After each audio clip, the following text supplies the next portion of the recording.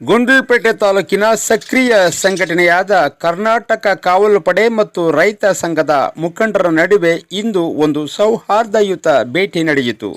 ಕರ್ನಾಟಕ ಕಾವಲು ಪಡೆಯ ತಾಲೂಕು ಅಧ್ಯಕ್ಷರಾದ ಎ ಅಬ್ದುಲ್ ಮಾಲಿಕ್ ಹಾಗೂ ತಾಲೂಕು ಉಪಾಧ್ಯಕ್ಷರಾದ ಶಿವಕುಮಾರ್ ಅವರು ಇಂದು ಕರ್ನಾಟಕ ರಾಜ್ಯ ರೈತ ಸಂಘ ಹಾಗೂ ಹಸಿರು ಸೇನೆಯ ಜಿಲ್ಲಾ ಪ್ರಧಾನ ಕಾರ್ಯದರ್ಶಿಗಳಾದ ಕುಂತಿಕೆರೆ ಸಂಪತ್ತು ಅವರ ನಿವಾಸಕ್ಕೆ ಭೇಟಿ ನೀಡಿದರು.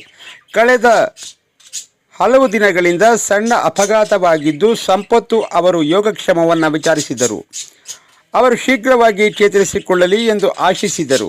ಈ ಸಂದರ್ಭದಲ್ಲಿ ಮಾತನಾಡಿದ ಅಬ್ದುಲ್ ಮಾಲಿಕ್ ಅವರು, ನೊಂದವರ ಮತ್ತು ರೈತರ ಪರವಾಗಿ ನಿಮ್ಮ ಹೋರಾಟದ ಹಾದಿ ಎಂದಿಗೂ ಸುಗಮವಾಗಿರಲಿ.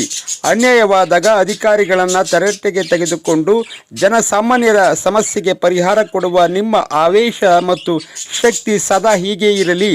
ದೇವರು ನಿಮಗೆ ಮತ್ತಷ್ಟು ಆರೋಗ್ಯ ಮತ್ತು ಹೋರಾಟದ ಬಲ ನೀಡಲಿ ಎಂದು ಮನದುಂಬಿ ಹಾರೈಸಿದರು. ಉಪಾಧ್ಯಕ್ಷರಾದ ಶಿವಕುಮಾರ್ ಅವರು ಕೂಡ ಸಂಪತ್ತು ಅವರ ಸಮಾಜಮುಖಿ ಕೆಲಸಗಳನ್ನು ಶ್ಲಾಘಿಸಿ ಮಾತನಾಡಿದರು. ಸಂಪತ್ತು ಅವರು ಬಂದ ಅತಿಥಿಗಳನ್ನು ಗೌರವದಿಂದ ಬರಮಾಡಿಕೊಂಡು ಕರ್ನಾಟಕ ಕಾವಲು ಪಡೆಯು ಕ್ಷೇತ್ರದಲ್ಲಿ ಮಾಡುತ್ತಿರುವ ಜನಪರ ಕೆಲಸಗಳು ಮತ್ತು ಅವರ ಕಾರ್ಯವೈಖರಿಯ ಬಗ್ಗೆ ಮೆಚ್ಚುಗೆ ವ್ಯಕ್ತಪಡಿಸಿದರು. ಸಂಘಟನೆಗಳು ಒಗ್ಗಟ್ಟಾಗಿ ಕೆಲಸ ಮಾಡಿದಾಗ ಮಾತ್ರ ಸಮಾಜದಲ್ಲಿ ಬದಲಾವಣೆ ಸಾಧ್ಯ ಎಂಬ ಆಶಯವನ್ನು ವ್ಯಕ್ತಪಡಿಸಿದರು. ರೈತರ ಧ್ವನಿಯಾಗಿ ಅನ್ಯಾಯದ ವಿರುದ್ಧ ಸಿಡಿದೆದ್ದು ನಿಲ್ಲುವ ಗುಣವೇ ಒಬ್ಬ ನಿಜವಾದ ಹೋರಾಟಗಾರನ ಶಕ್ತಿ.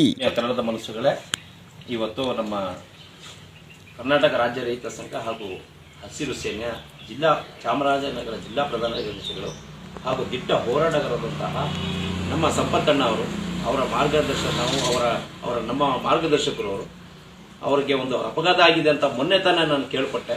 ನನಗೆ ಗೊತ್ತಿದ್ದಿಲ್ಲ. 3-4 ತಿಂಗಳು ಮುಂಚೆ ಸಣ್ಣದಾಗಿ ಒಂದು ಅಪಘಾತ ಆಗಿದೆ ಕರಕನಾಪಿನಲ್ಲಿ ಅಂತ ಮೊನ್ನೆ ನಮಗೆ ಪ್ರಕಾಶನವರು ತಿಳಿಸಿದ ತಕ್ಷಣ ನಿಜಕ್ಕೂ ನನಗೆ ಬಹಳ ಒಂದು ದುಃಖ ಆಗಿತ್ತು. ತುಂಬ ಮನಸ್ಸಿಗೆ ಭಾಳ ಬೇಜಾರಾಯಿತು. ಹಿಂಗಾದ್ರೆ ಹೋಗಿ ಮೊದಲು ಅಣ್ಣನಿಗೆ ಹೋಗಿ ಆರೋಗ್ಯ ವಿಚಾರಿಸ್ಬೇಕು ಅಂತ ನಿನ್ನೆಯಿಂದ ಒಂಟಿ ಕಾಲು ನಿಂತಿದೆ. ಅದು ಇವತ್ತು ಬಂದು ಅಣ್ಣನಿಗೆ ಭೇಟಿಯಾಗಿದ್ದಕ್ಕೆ ನನಗೆ ಒಂದು ಸಮಾಧಾನ ಆಯಿತು. ಅವ್ರಿಗೆ ಒಂದು ಆರೋಗ್ಯ ವಿಚಾರಿಸುವಾಗ, ಯಾಕಂದರೆ ಅವ್ರ ಜೊತೆ ನಾವು ಹಲವು ಹೋರಾಟಗಳು ಭಾಗಿಯಾಗಿದ್ದೇವೆ. ಇಷ್ಟ ಹೋರಾಟಗಾರರು ಸಂಪತ್ತಣ್ಣ ಅಂದರೆ ಅದೊಂದು ವ್ಯಕ್ತಿ ಅಲ್ಲ, ಅದೊಂದು ಶಕ್ತಿ. ಹಾಗಾಗಿ ಅವರಿಗೆ ಒಂದು ಆರೋಗ್ಯ ವಿಚಾರಿಸುವ ಮೂಲಕ ಭಗವಂತ ಅವರಿಗೆ ಆಯುಸ್ಸು, ಆರೋಗ್ಯ, ಇನ್ನೂ ಹೆಚ್ಚಿನ ಹೋರಾಟಗಳು ಮಾಡೋಕ್ಕೆ ಭಗವಂತ ಶಕ್ತಿ ಕೊಡಿ ಅಂತ ನಾನು ಭಗವಂತನಲ್ಲಿ ಪ್ರಾರ್ಥಿಸ್ತೇನೆ. ನಮ್ಮ ಕುಂಕೆರೆ ಊರಿನ ಜಿಲ್ಲಾ ರೈತ ಸಂಘ ಅಥವಾ ಹಸಿರು ಸೇನೆಯ ಜಿಲ್ಲಾ ಕಾರ್ಯದರ್ಶಿಗಳ ಸಂಪತ್ತಣ್ಣ ಅವರಿಗೆ ಯಾವುದೇ ರೀತಿಯ ತೊಂದರೆ ಈಗಾಗಲೇ ಒಂದು ಅನಾಹುತ ಆಗಿದೆ.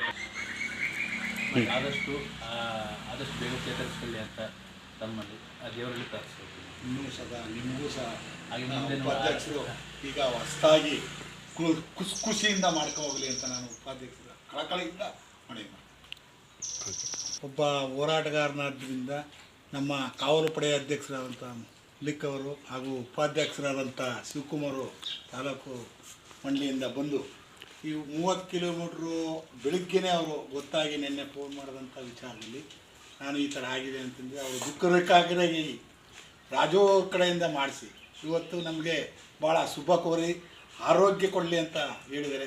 ನಾನು ಆ ಭಗವಂತ ಇವ್ರಿಗೆ ಹೋರಾಟದಲ್ಲಿ ಗುಂಡ್ಲುಪೇಟೆ ತಾಲೂಕಲ್ಲಿ ಇವತ್ತು ಎದ್ದಾಂದ್ರೆ ನೋಡಬೇಕು ಅಂದರೆ ನಾನು ಕಾವಲು ಪಡೆಗಾರರೇ ತಾಲೂಕಲ್ಲಿ ಭಾಳ ಮುಂಚೂಣಿಯಲ್ಲಿ ಇರೋರು ಅಂತ ಈ ಬೆಳಿಗ್ಗೆ ಎದ್ದ ತಕ್ಷಣ ನೋಡಬೇಕು ಅಂದರೆ ಫಸ್ಟ್ ಬರೋರೇ ಕಾವಲು ಪಡೆಯವರು. ಗುಂಡ್ಲುಪೇಟೆ ತಾಲೂಕಲ್ಲಿ ಯಾವುದೇ ಒಂದು ವಿಚಾರ ಆಗಲಿ ಮಾಡ್ಕೊಳ್ತಾರೆ. ಅದಕ್ಕೆ ನಾನು ನನ್ನ ಸಹಕಾರ ಬೆಂಬಲ ಎನಿ ಟೈಮ್ ನಾನು ಇರ್ತೀನಿ ಅವ್ರಿಗೆ ಅಂತ ಭಾಳ ನಮ್ಮ ಅಧ್ಯಕ್ಷರಿಗೆ ನಾನು ಇನ್ನೂ ಕಳಕಳಿಯಿಂದ ಹೆಚ್ಚಿಗೆಯಾಗಿ ಅವ್ರಿಗೆ ಮಾರ್ಗದರ್ಶಕರಾಗಿ ಮಾರ್ಗೋಪಾಯಗಳನ್ನ ಹೇಳ್ಕೊಡ್ತಾ ಮೊನ್ನೆನೂ ಭಾಳ ಒಂದು ಕೆಲವು ವಿಚಾರಗಳನ್ನ ಹಾಕೋದು ಮರದದು ವಿಚಾರಗಳದ್ದು ನಮ್ಮ ಸೋಮೇಶ್ವರ ಹಾಸ್ಟೆಲ್ ತಪ್ಪು ಮರಣ ತರದಾಗ ಹೋದರು. ನಾನು ಫಾರೆಸ್ಟ್ ಇಲಾಖೆಗೆ ನಾನು ಸಹ ಫೋನ್ ಮಾಡಿ ಯಾಕೆ ಹೀಗಾಗಿದೆ, ಏನು ಅದರ ತೊಂದರೆಗಳು ಅಂತ ಕೇಳಿದ್ದೀನಿ. ಅದಕ್ಕೆ ಅವರು ಸಹಕಾರ ಇದೆ, ನಾನು ಸಹಕಾರ ಕೊಡ್ತೀನಿ. ಅವ್ರಿಗೆ ಕಾವಲು ಪಡೆಯವರು ಇವತ್ತು ಎದ್ದಾಂದ್ರೆ ಹಾಸ್ಪಿಟ್ಲಾಗಲಿ, ಒಂದು ಆಫೀಸ್ಗಾಗಲಿ, ಪುರಸಭೆಗಳಾಗಲಿ ಅವ್ರನ್ನ ಎಲ್ಲರೂ ಪಡೆದು ಹೇಳಿಸ್ತಾ ಇರೋರೆ ಕಾವಲು ಪಡೆಯವರು. ಎನಿ ಟೈಮ್ 24x7 ಒಂದು ಮಾಡ್ಕೊಳ್ತಾವ್ರೆ. ಅವ್ರಿಗೆ ನಾನು ಸದಾ ಚಿರಋಣಿಯಾಗಿ ಇರ್ತೀನಿ ಅಂತ ಅಧ್ಯಕ್ಷರಲ್ಲಿ ಕಳಕಳಿಯಿಂದ ಉಪಾಧ್ಯಕ್ಷರಲ್ಲಿ ಮನವಿ ಮಾಡ್ತೀನಿ. Okay sir. ರಾಜು ಅವ್ರಿಗೂ ಸಹ ನನ್ನ ಮಾಧ್ಯಮ ಮಿತ್ರರಾಗಿ ಅವರು ಹೋರಾಟದಲ್ಲ ಬೆಂಬಲ ಸೂಚಿಸಿ ಇವತ್ತು ಒಂದು ಇದನ್ನ ಚಾನಲ ರೂಪದಲ್ಲಿ ಮಾಡಿ ಎಲ್ಲರಿಗೂ ಪ್ರಚಾರವಂತರಾಗಿ ತಿಳಿಸೋದಕ್ಕೆ ಅವ್ರಿಗೂ ಸಹ ಧನ್ಯವಾದವನ್ನು ಸೂಚಿಸ್ತೀನಿ. ಧನ್ಯವಾದಗಳು.